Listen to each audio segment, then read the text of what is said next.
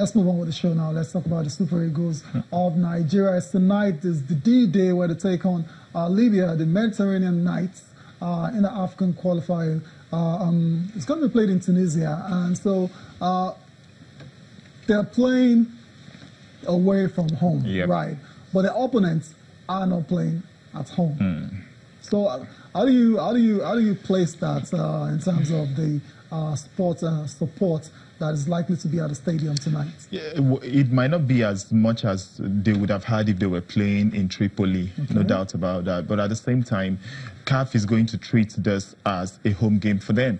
And so what it means is that most of the allocation will go to them in terms of stadium and space in the stands. So you expect to have more Libyans. And again, you made mention of North Africa.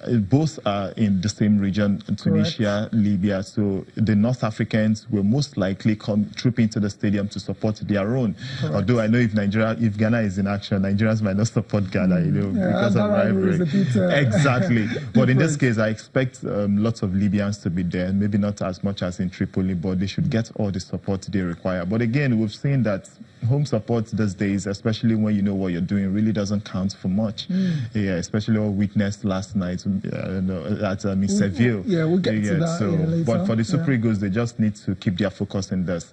The way they played against the Libyans in the first game, which they won 4-0, many people are getting carried away by the scoreline, but there are certain lapses that were witnessed in that one. Defensively, for example, in the first leg, the first half, they didn't look very convincing. Shaky. Very shaky. Leon Balogun, for example, looked suspect. He wasn't that quick. Is that because he hardly plays for his club? For Brighton and Hove. And again, I keep asking, you invite two wing backs, because look at Torino, for example, Ola Aina plays as a wing back.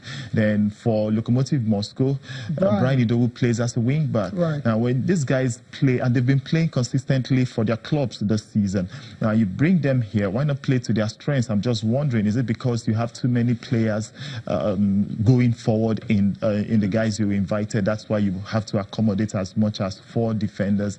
Yeah, I'm just thinking, yes, the Super Eagles, they played well against Libya, no doubt, but you can play to the strengths of those players and get a better result. That's just my own opinion. Interesting. Yeah. In terms of the lineup, we saw what we saw on Saturday. Are you one of those, that go along with the adage that if it's not broken, don't fix it, or you'd like to see changes in the lineup? I want to see changes, no doubt. Yeah, Saturday's game was okay by the result, but at the same time, if we're more clinical, the result probably would have been better. For example, Jamil Collins makes a run into the box. First of all, the 3 guys behind Odion Igalo, they were very mobile, and so Jamil Collins running down the flanks was just complementing them. Ideally, when you run down the flanks, what do you do with the ball? That's the big question. Now, the point man, who is meant to be the striker at that point, is probably maybe meant to sit back, cut back. So when the ball comes to him, it's a simple tap-in. But most of the times when he makes those runs, there's nobody opening up. Nobody's at the far end of the post. Nobody's drawing back to get a cut back. And you ask, so why make the run in the first place? So these are things you see and you start wondering, okay, maybe he should tweak it. For this guy, he will be playing from the number 10. I think he was fantastic. And he's probably that number 10 we've been looking for a while. It might be too early to conclude. Might be too early to conclude. We'll get to find out as Gennard Rowe makes progress with his team. Zosini Hanacho played there. He didn't cut it. Now, the last person maybe who made an attempt at cutting it was Kelechi Nwakali, but again, that wasn't a very competitive game. It was a friendly when he played against, that was Atletico Madrid. But this time, we expect to see maybe him continue in that position, and if he gets it right, just as he's been doing for Arsenal in the last few days, then I think we have a number 10, in my opinion. All right. Okay. We're starting to go to Tunisia now, where the Super Eagles media officer, Tony Ibitoye, is waiting to give us updates from the Eagles camp and their readiness for tonight's game against Libya. Tony, good morning. Thanks for joining us. Good morning, Tayo. Thank you for the opportunity to be on Sports this morning. Thank you. Thank you. What's happening in camp? What's the level of readiness and for tonight's match against Libya? Yeah, camp is good. You saw me wiping my mouth a few seconds ago. We just left breakfast. Right. So we are good, very good. The team is in very high spirit. We had good training session yesterday, about an hour. And, well, in the absence of Eddie Onazi and Shehu Abdullahi, who are out owing to injuries, every other person is in good shape. Every other person is available to be selected. We are 22 players here. Only 18 will be dressed. So we have good options in every department. And the team is in very good shape. We've recovered from Saturday's game. We expect a tougher game today. Mentally, we are prepared for a tougher game. Physically, we are prepared for a tougher game. And we believe we can get the result again tonight that will almost seal our place at the 2019 Africa Cup of Nations in Cameroon. Okay, what was the reception like when you guys got to Tunisia late yesterday evening? Yeah, we got to Tunisia at about past 4 p.m. yesterday. And because Tunisia is not the one directly involved with us, it's like a neutral ground. Although Sfax is just a few kilometers away from the border to Libya. We were well received. Reception was good, was okay. So far, so good. Of course, we didn't expect anything different because Tunisia are not the ones directly involved in this. So it's good for us. It's fantastic so far.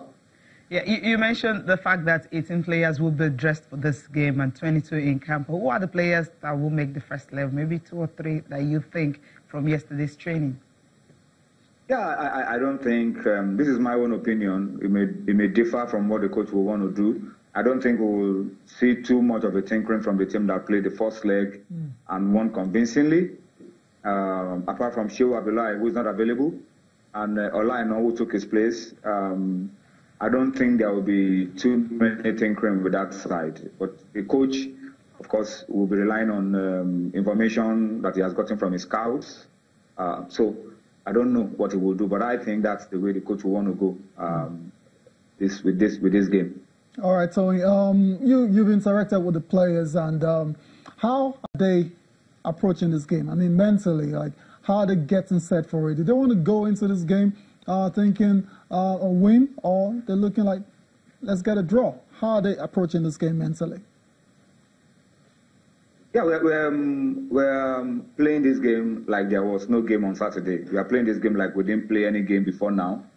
We're playing this game like our qualification depends on only this game and there was no game on Saturday. So we are as hungry, we are as determined, and we are as focused as we were before Saturday's 4-0 win. So the coach has told the boys it will be tougher this time because usually when you play the same team, within 3 days, they want to show that the mistake in the first game was a fluke, that the result in the first game was a fluke, and that was a mistake.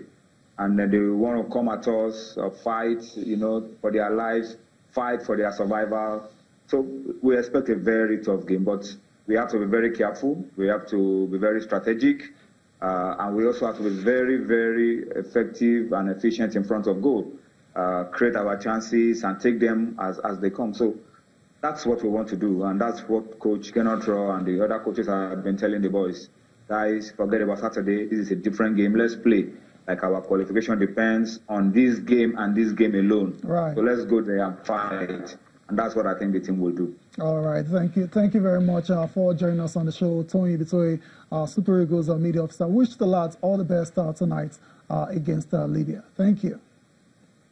As the Super Eagles media officer, Tony Ibitoye, giving us updates from the team's camp ahead of tonight's match against Libya. It looks like the lads are set to go and going for victory in that game. It's time to go for a break now. When we'll come back, we'll be reviewing what happened in the UEFA Nations League last night. Spain were stunned by England.